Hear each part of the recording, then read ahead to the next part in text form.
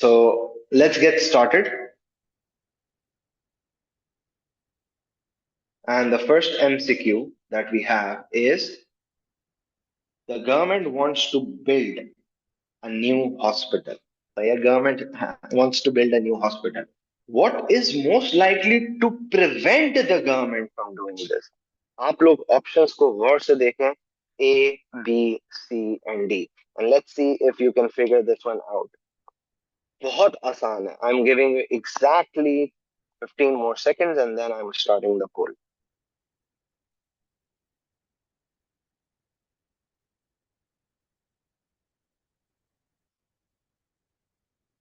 And the poll has begun. अच्छा, अब जिन बच्चों को पोल क्लोज करते हैं ना, तो आप अपनी स्क्रीन पे देखेंगे बार ग्राफ बना. बार ग्राफ पे आप क्लिक करेंगे तो पोल वापसी रीओपन हो जाएगा. तो there is a way to close it.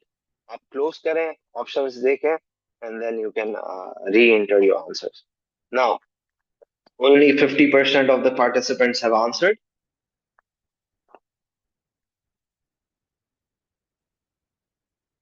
Okay, बहुत आसान एमसीक्यू था, उस पर भी भंड मार दिया दो बच्चों ने. आ जाए, इसका सही जवाब है हमारे पास D. The government does not have enough money. People in the country can not afford health care. तो भाई गवर्नमेंट बना रही है तो गवर्नमेंट तो मुफ्त देगी. People in the country would go abroad for health care. नहीं भाई, अगर आपके मुल्क में होगा तो why would you go abroad. तो ए और बी कुछ बच्चों ने सेलेक्ट किया था, उनके लिए मैंने रिपीट कर दिया. बाकी इसका सही जवाब डी है. Which term describes the loss of potential benefit to a consumer when making choice between alternatives? Benefit lost when making a choice. Come on. I am giving you the polling and I want 100% participation, 100% correct answer. बिल्कुल सही चाहिए. और जो बच्चा गलत देगा ना, वो खुदकुशी कर ले भाई. इस पे तो खुदकुशी बनती है.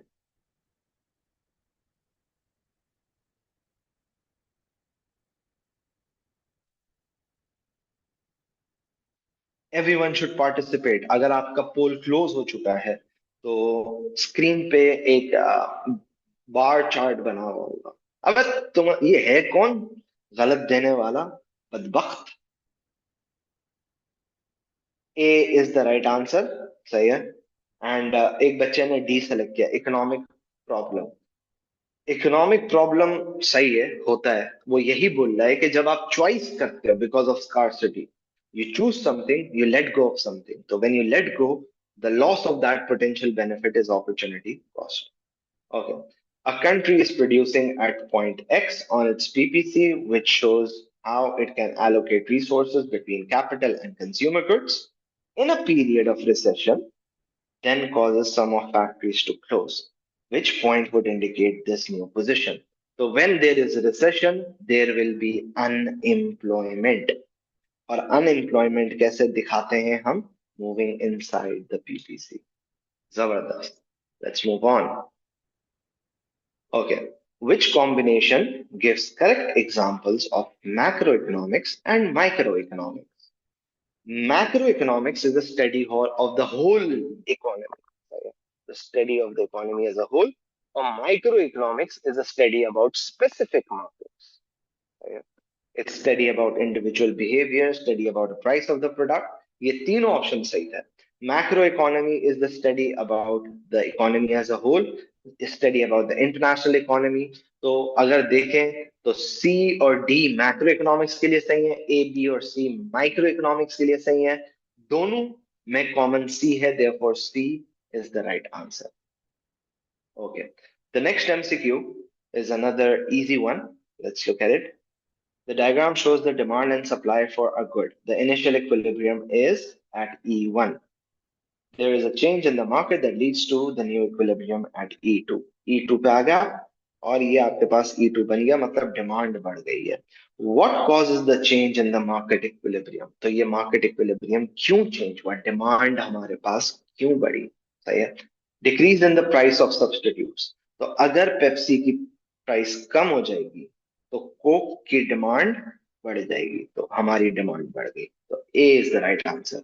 रॉ मटेरियल की वजह से सप्लाई शिफ्ट होगा। Increase in the price of substitute, इसकी वजह से डिमांड कम हो जाएगी। एक मिनट, एक मिनट, एक मिनट। हाँ देखा, भंड हो गया ना। Decrease in the price of substitute, substitute की प्राइस कम हुई है तो कोक की डिमांड कम हो जाएगी। Sorry, increase in the price of substitute, तो प्राइस पेप्सी की बढ़ गई तो हमारी डिमांड बढ़ जाएगी। तो सी इज द राइट आंसर। कभी कभी जल्दबाजी में ये भी मसले हो जाते हैं। Increase in the raw material prices, this will also affect your supply curve. Now decrease in the price of substitutes, तो हमारी डिमांड कम हो जाएगी, हमारी डिमांड बढ़ी है, therefore C is the right answer. Yes, perfect, 5 का C. Moving on to the next one. The diagram shows the demand curve for a good. What can be concluded about single downward sloping demand curve? Look at the options. I'm giving you 15 seconds or 20 seconds later, and then polling on will be.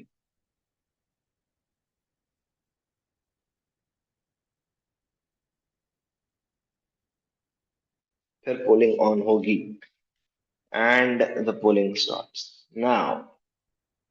पोल पे answer दें जकरिया।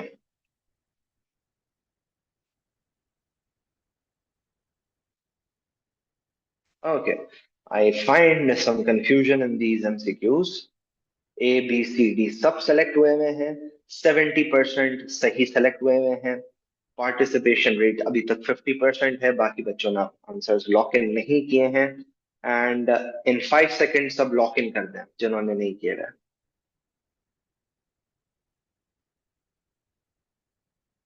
Okay, ending the poll now. Okay, अब यहाँ पे बच्चे ने confusion की है।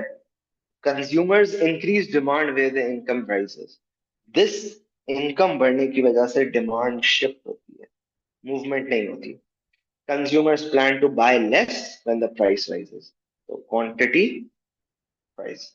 When the price rises, P1, the quantity will decrease. सही है? This is the right answer. Firm produce less. Produce मतलब supply. Firm sell more मतलब supply. तो C और D तो हो ही नहीं सकते क्योंकि ये supply से related है. Okay. When the price of butter price increased by 10%, the quantity supplied increased by 20%. What is the PES? Calculate करें, कैलकुलेट करें। मैं आप लोगों को 20 सेकंड दे रहा हूं, जल्दी से कैलकुलेट करें।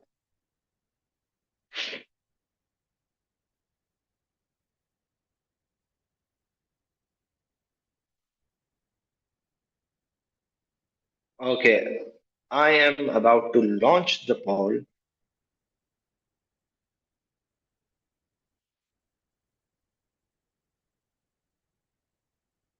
गड़बड़ गड़बड़ गड़बड़ गड़बड़, बच्चे कर रहे हैं गड़बड़।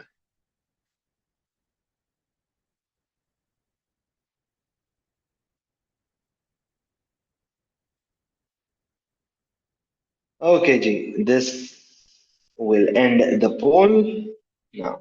अब बच्चों ने ए बी सी डी सारा किया हुआ है, मैं आपको एक शॉर्टकट बताता हूँ। The PES is always positive, तो आंसर या तो सी है या डी है, आप इस तरीके से भी देख सकते हैं। सही। अब दूसरा एस्पेक्ट है, दूसरा एस्पेक्ट बड़ा इंपॉर्टेंट है, विच इज आप सॉल्व करेंगे percentage change in quantity supply divided by percentage change in price. Values को पुट इन कर रहे हैं, क्वांटिटी सप्लाई 10 है, 20 है, आंसर आएगा 0.5। Use a calculator.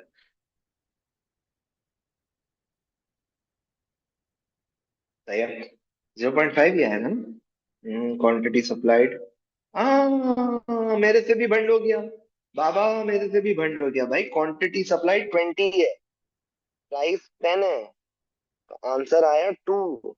अब देखो, मेरे से भी हो रही है गलती, तो तुम लोग किस खेत की मूली हो? सही है? तुम लोग भी आंखें खोल के काम करो। सही। तो ये आंसर है 2। अब जिसने 0.5 सेलेक्ट किया था उसने 10 ऊपर रखा और 20 नीचे, दैट इज वाई उनका गलत था। तो ये छोटी सी गड़बड़ है ना, बड़ा एक इम्पैक्टफुल ग्रेड के लिए बहुत ज्यादा इम्पैक्ट कर जाती है। और एग्जामिनर बहुत बड़ा मनुष्य है, वो करता क्या है? वो आपको टू बी ऑप्शन देगा, और अगर किसी ने उल्टी कैलकुलेशन कर दी तो 0.5 दे देगा। बच्चा सॉल्व करता है, 0.5 आया, उसने बोला 0.5 दिया हुआ है, अब मैं गलत कैसे हो सकता हूँ? ये गड़बड़ है। दैट इज वाई मैंने आपको किस तरीके से याद रखवाया, the queen always comes on the top. How are economic decisions determined in a market economic system? Market economic system में कैसे determine होता है? गवर्नमेंट नहीं होगी तो गवर्नमेंट नहीं होगी, सेंट्रल प्लानर नहीं, गवर्नमेंट नहीं, बच्चा क्या है? Demand and supply. आगे भी बात समझ में? Let's move on to the next one.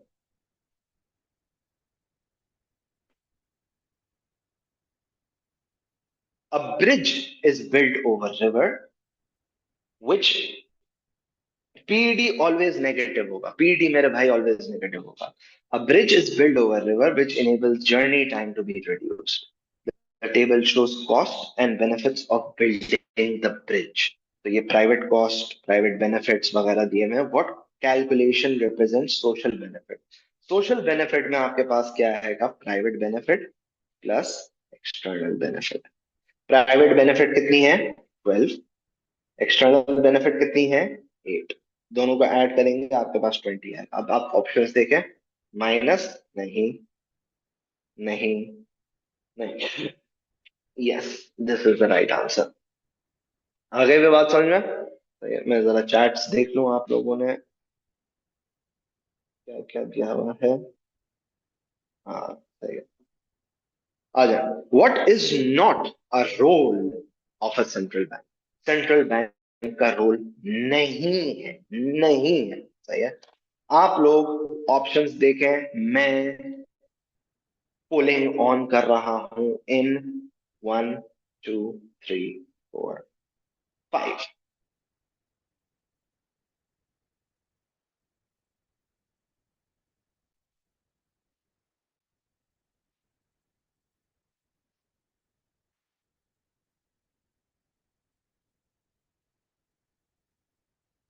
जबरदस्त।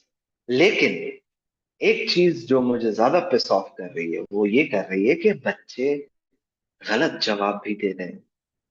बहुत ज्यादा बच्चे गलत जवाब दे रहे हैं भाई। तकरीबन 20% of the students are wrong and 80% are right.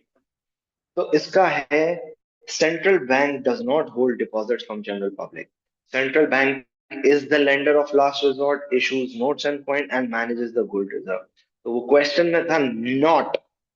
अब यहाँ पे जो गड़बड़ हो जाती है वो ये होती है कि बच्चा जब एमसीक्यू को एनालाइज करता है वो ये सोचता है, वो ये सोचता है कि भाई, जल्दबाजी में वो पढ़ लेता है कि सेंट्रल बैंक का रोल क्या है। नॉट इग्नोर हो जाता है, हालांकि बोल्ड है फिर भी इग्नोर हो जाता है। तो वो लेंडर ऑफ लास्ट रिजॉर्ट बोलता है, हाँ यही। बाकी ऑप्शंस पढ़ता ही नहीं है। अगर वो बाकी ऑप्शंस पढ़े तो वो देखेगा सी में इश्यूज नोट एंड पॉइंट, तो वो बोलेगा ये भी तो सेंट्रल बैंक का ऑप्शन है, वो ये भी तो करता है। एंड इवेंचुअली वो क्वेश्चन रीरीड करेगा।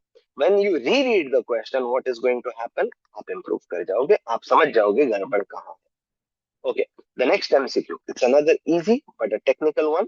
The table shows the proportion of disposable income spent on three goods by four different households. Which household is likely to have the lowest income? The lowest income वाला food पे ज्यादा proportion खर्च करेगा। ए, sir इसके पीछे logic क्या? Let's say एक बंदा है पूरे महीने के 30,000 रुपए कमाता है, तो उसका खाने का खर्चा कितना होगा? उसका खाने का खर्चा ही 30,000 हो जाए पूरे महीने का, मिसाल के तौर पर। तो आप अपनी इनकम का 100% स्पेंड कर रहे हो। और एक बंदा है जो 3 लाख रुपए कमा रहा है, तो वो खाने पे कितना खर्च करेगा? वो 1 लाख करेगा। तो इसका मतलब क्या है? वो अपनी इनकम का कितना परसेंटेज स्पेंड कर रहा है on food? 33%। Which basically means कि जितना अमीर इंसान उतना फूड पे परसेंटेज कम खर्च होगा। अमाउंट ज्यादा होगा, परसेंटेज कम होगा। उतना वो हॉलीडे पे ज्यादा खर्च करेगा, ज्यादा परसेंटेज। ये रिच बंदा है। डी इज अ रिच बंदा, ए इज अ पुअर बंदा, लाइक यू। आ जाए, आगे बढ़ते हैं। In which occupations do wages tend to be the lowest? Lowest, सबसे कम। देखें, ऑप्शंस देखें। क्या डेंजरस वर्क होगा तो आपकी वेजेस लोएस्ट होंगी? जहां पे एक्सेस सप्लाई, बहुत ज्यादा लेबर है, मरे जा रहे हैं काम के लिए, क्या वहां पे लोएस्ट होगी? जहां ट्रेड यूनियन है वहां लोएस्ट होगी, जहां पे लंबी लंबी ट्रेनिंग लेनी है वहां पे लोएस्ट होगी। अब मैं पोलिंग ऑन कर रहा हूं, आप लोगों के दिमाग में आ चुका होगा कि आंसर क्या है, और ये पोल लॉन्च कर दिया। I want 100% participation, I want 100% answer.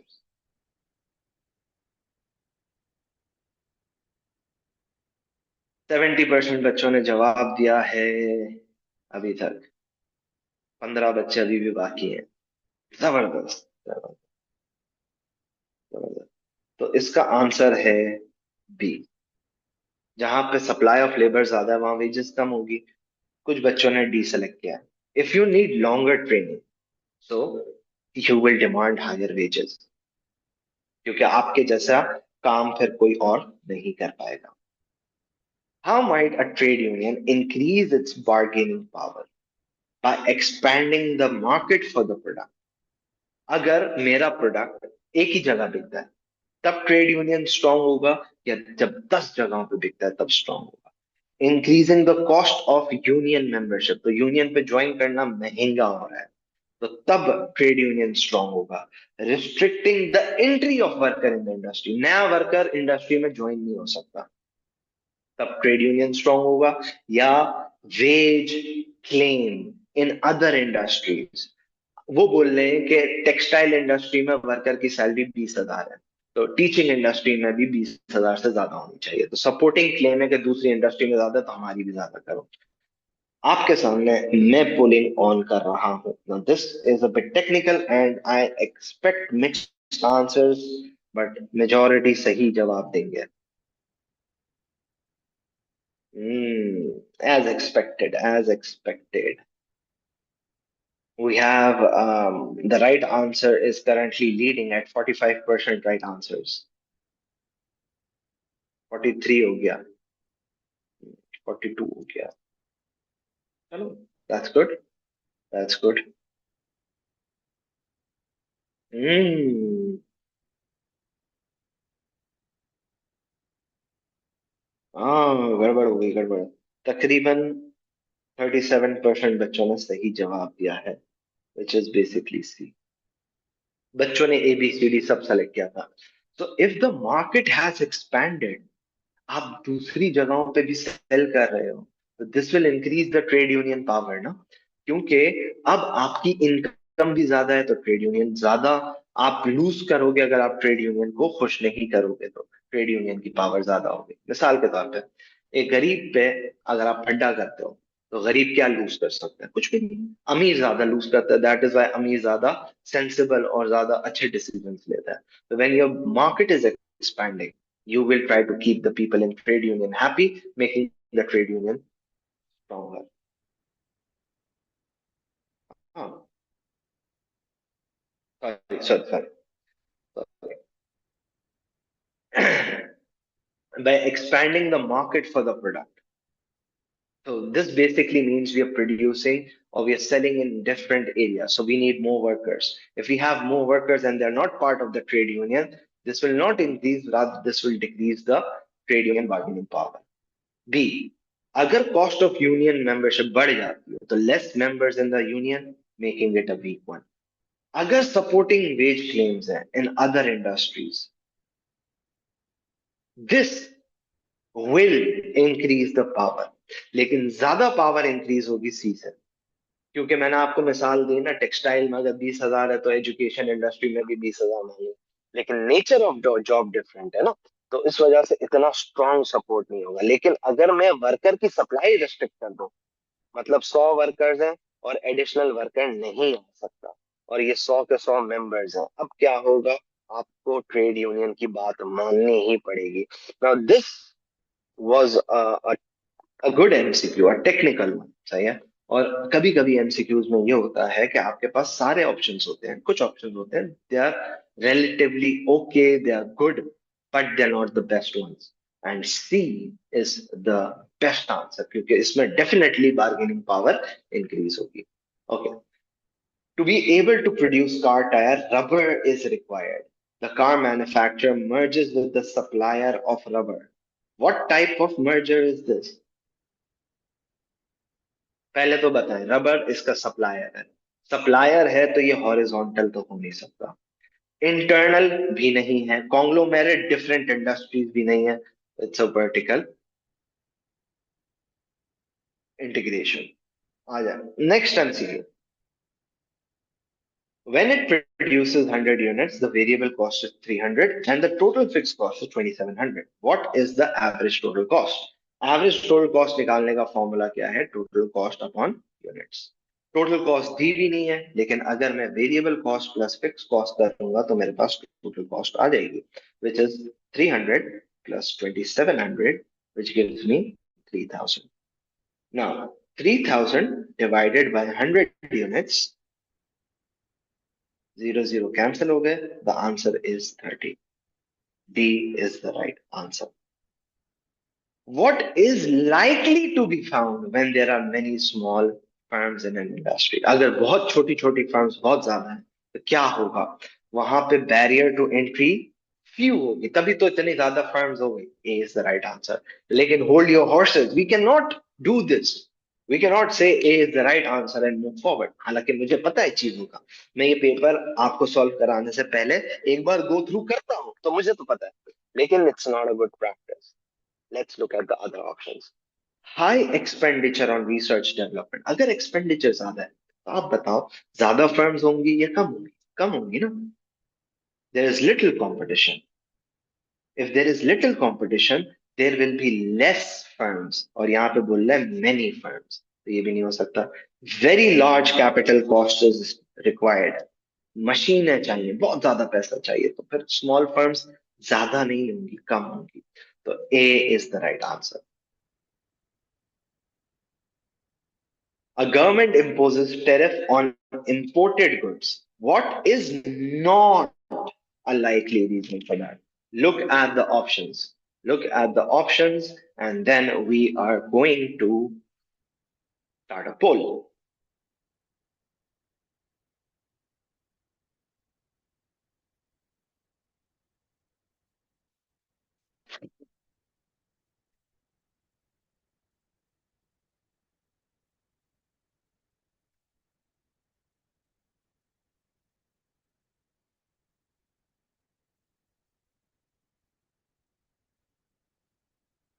Not a likely reason. Not a likely reason, huh?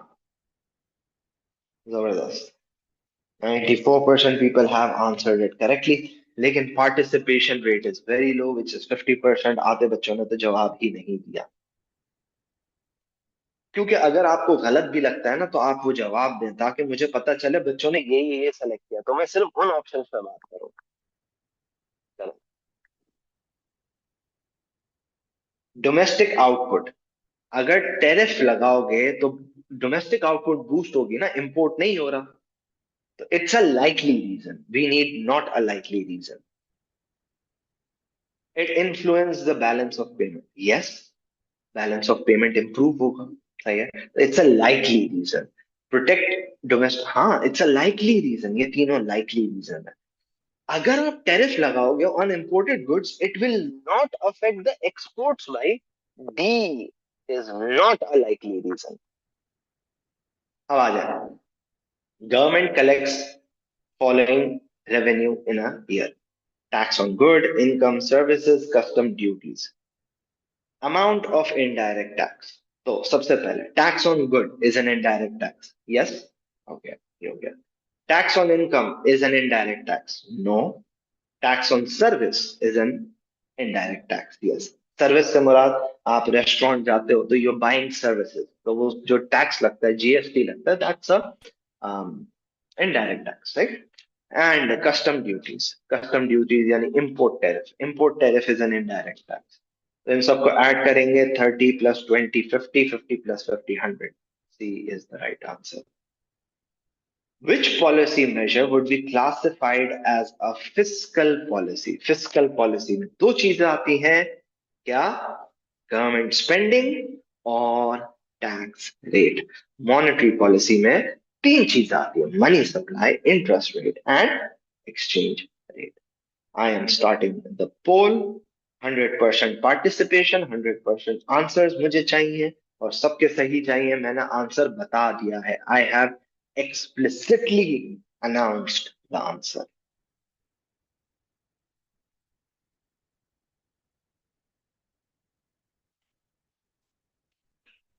कहाँ से आते हैं ऐसे लोग जो अभी भी गलत जवाब देते हैं? कहाँ से? कहाँ से?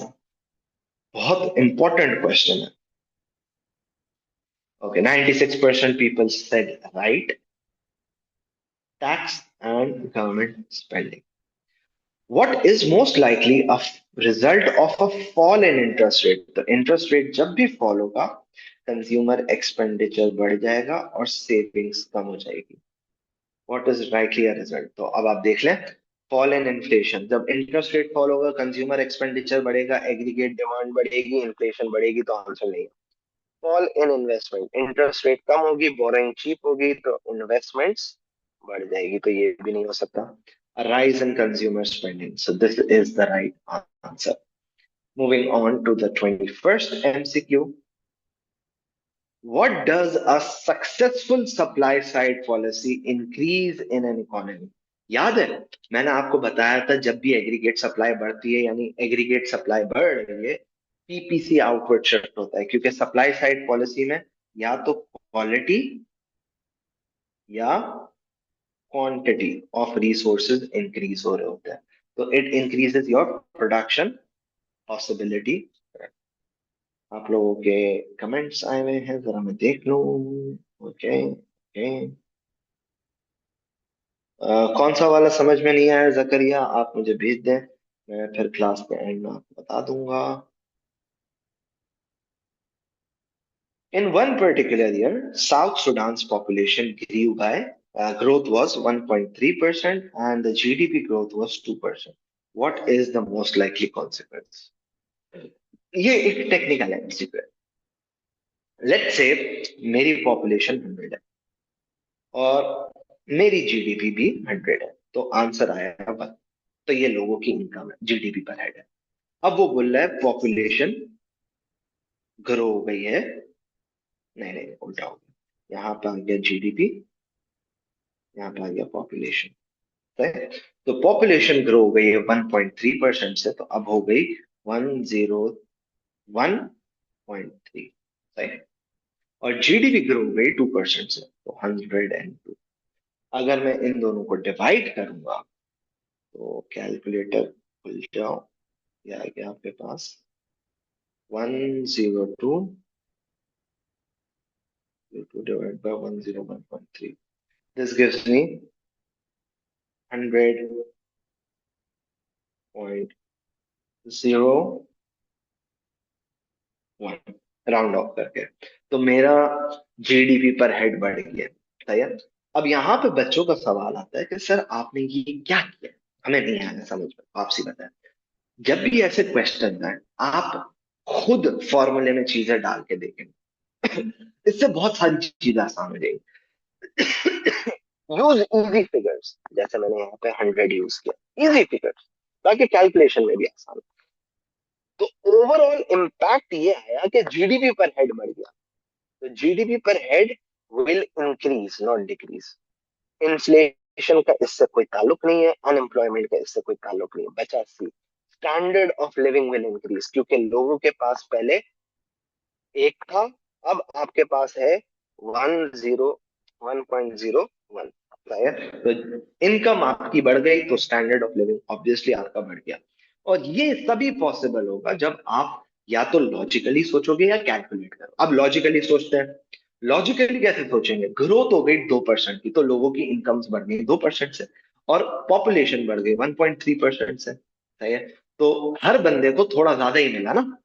अगर ग्रोथ पॉपुलेशन की 2% से होती है और इनकम भी 2% बढ़ती, तो इसका मतलब तो पहले जैसे ही हालात है। अब आपकी ग्रोथ जीडीपी की ज्यादा हो रही है, तो मतलब लोगों को ज्यादा पैसा मिल रहा है, तो ये लॉजिकल सोच थी। Okay, what are the correct definitions of unemployment and employment relative to the number of working age? तो employed and unemployed की definitions आपने देखनी है। तो देखें सबसे पहले unemployed की definitions क्या है, और फिर आप देखें एम्प्लॉयड की डेफिनेशन क्या है, और फिर मैं आपकी पोलिंग ऑन करूंगा।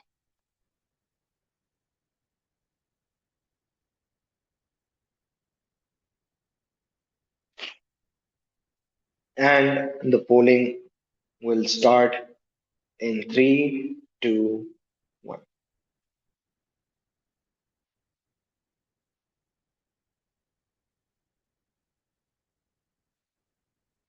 जो शुरू के 10-12 बच्चे होते हैं ना, चीते, वो धड़ाम करके सही जवाब देते हैं। फिर आपके पास स्लो बच्चे आते हैं, रीडिंग में या अंडरस्टैंडिंग में थोड़ा टाइम ले रहे होते हैं। They tend to give right and wrong answers. फिर आते हैं एंड के लेजेंड्स, वो उठते हैं ऊपर, अब आंसर देना था, ए बी सी, इनी इनी मीनी माइनी मो करते हैं और फिर कुछ भी सेलेक्ट कर लेते हैं। तो चलें, 75% have given us the right answer. Unemployed, those who are willing and able to work but do not have a job. Those who want a job but cannot get the job at current wage. This is the right definition. Those who want the job but cannot get one, this is also the right definition. So once you know unemployment की job definition क्या है, AB, then you can just move on to the next one और वहां पे देखें. Those without a job, this is not the definition of unemployment. Willing and able होना चाहिए और फिर job नहीं है. So, who want a job means they are willing and they are able. Those who are not in full time education, तो भाई ये क्या है, ये तो हो ही नहीं सकता ना.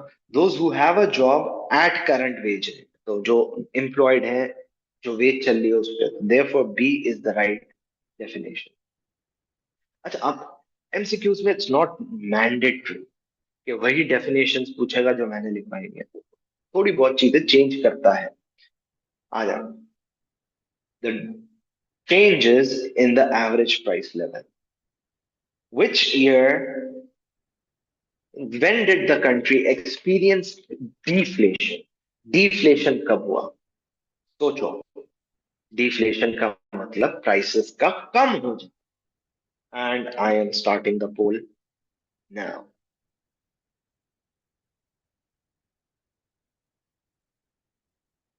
Yes.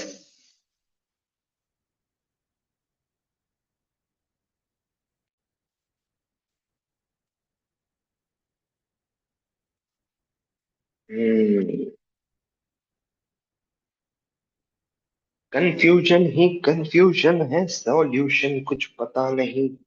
ऐसा गाना याद आ रहा है मुझे. अब देखें, हो क्या रहा है. डिफ्लेशन का मतलब प्राइस लेवल्स का नेगेटिव होना.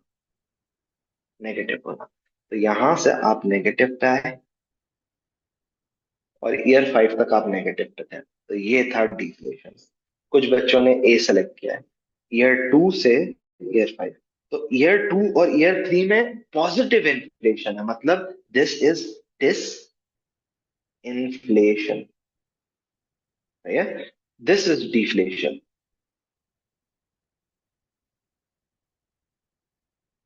In many high income economies, an increasing income inequality has led to greater levels of poverty. Which combination of policies would reduce income inequality? Income inequality कम कर दें. Fiscal policy में corporation tax कम कर दो. नहीं, corporation tax यानी direct taxes ज्यादा होने चाहिए. Increase income taxes. Inheritance tax is also income tax, ये भी बढ़ा दो. और डी, सेल्स टैक्स है, इनडायरेक्ट टैक्स कम होना चाहिए. अब इनहेरिटेंस टैक्स क्यों ज्यादा होना चाहिए? क्योंकि जब अमीर बाप मरता है तो बच्चे अमीर हो जाते हैं, तो अगर ज्यादा इनहेरिटेंस टैक्स होगा तो वो अमीर बच्चे ज्यादा टैक्स पे करेंगे. Supply side policy, create more competition. Okay, this is valid, लेकिन क्योंकि इसका ए इनवैलिड था फिस्कल पॉलिसी का, तो ये आंसर नहीं हो सकता. Reduces the power of trade union. If you reduce the power of trade union, तो वेजेस कम हो जाएंगी ना. जब वेजेस कम हो जाएंगे तो फिर इनकम इनक्वालिटी बढ़ जाएगी. Increase the national minimum wage. अब मिनिमम वेज दी जाती है गरीब को, तो मिनिमम वेज बढ़ा दो तो गरीब को ज्यादा सैलरी मिलेगी. Hence this is the right answer. Right. Okay, now this is a bit lengthy, but it's the most easiest. मैं आपके सामने रीड और अंडरस्टैंड करवा देता हूँ. फॉलिंग बर्थ रेट है, राइजिंग डेथ रेट है. Increasing number of working adults are seeking employment abroad. तो बर्थ रेट फॉल हो रहा है, डेथ रेट राइज हो रहा है, राइज हो रहा है.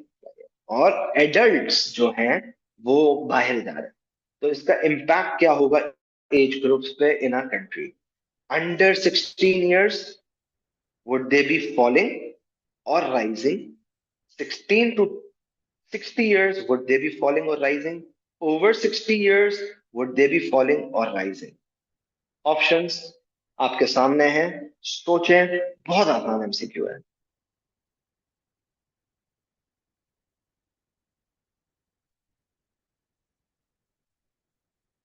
सब बच्चा आंसर दे, अच्छा लगेगा।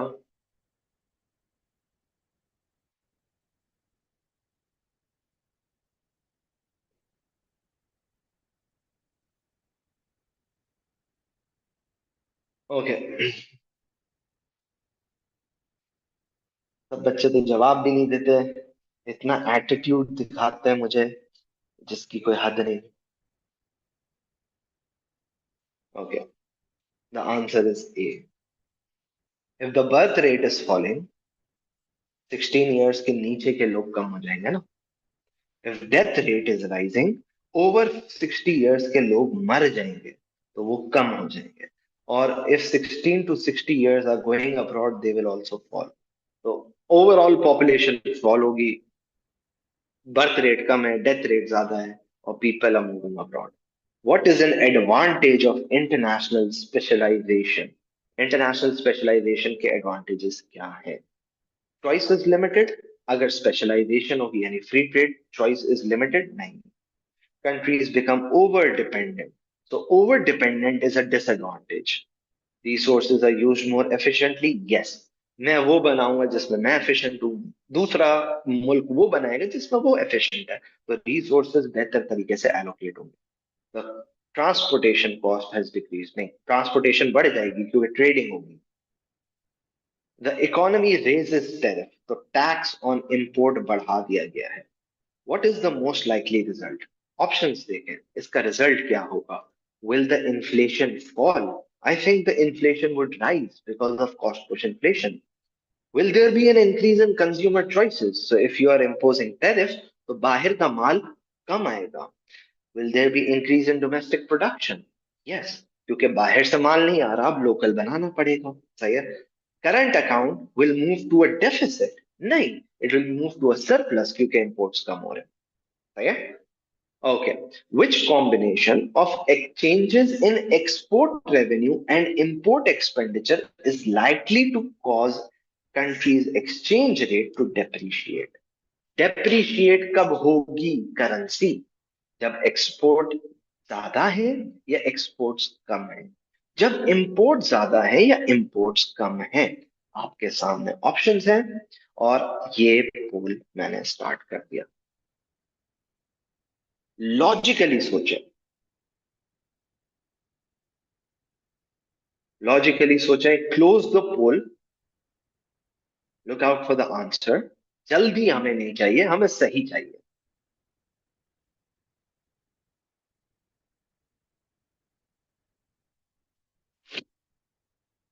ओ, ओ, ओ, ये गड़बड़ है दया, ये गड़बड़ है। बाकी बच्चे भी जरा पार्टिसिपेट करें तो इसमें है ना, आप लोगों का एक बहुत बड़ा इशू मैंने हाईलाइट कर लिया है इसमें, बहुत बड़ा, यकीन मानो।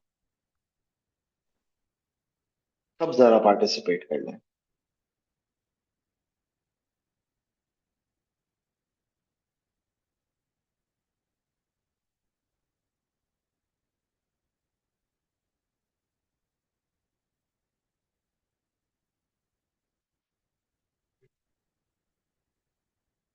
तो फड्डा था बी और सी पे। अगर आप देखें, बी और सी एग्जैक्ट ऑपोजिट।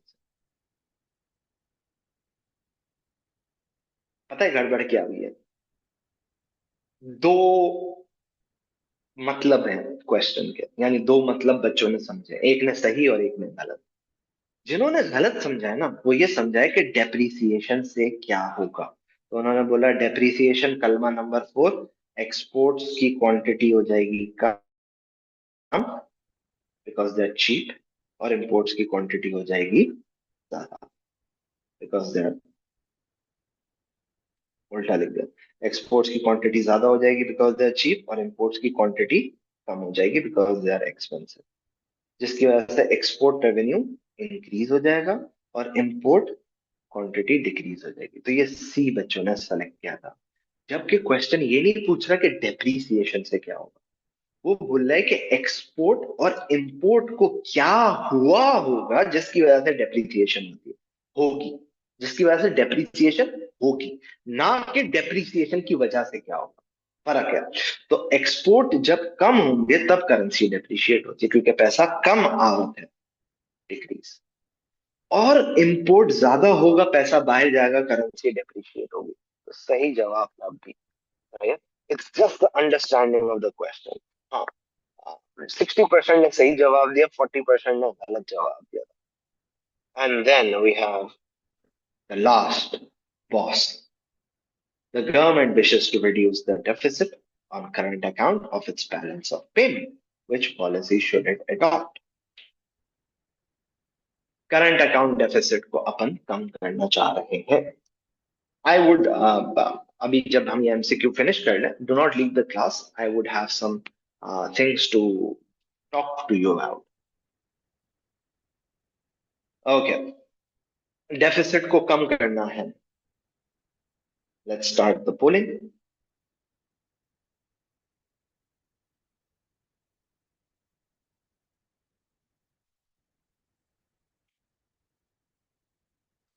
जबरदस्त। हमारे पास इसका सही जवाब है ए, which is increase subsidies on exports. क्योंकि when you're subsidizing your exports, what is happening? आप ज्यादा एक्सपोर्ट कर रहे हो तो डेफिसिट कम हो जाएगा। टैक्स लगाओगे एक्सपोर्ट्स पे तो ये फायदेमंद नहीं है। एम्बार्गो, रिमूव एन एम्बार्गो मतलब you are allowing imports, and remove tariff you are allowing more imports, तो ये सारे डेफिसिट्स क्रिएट करेंगे। तो this is where the paper ends.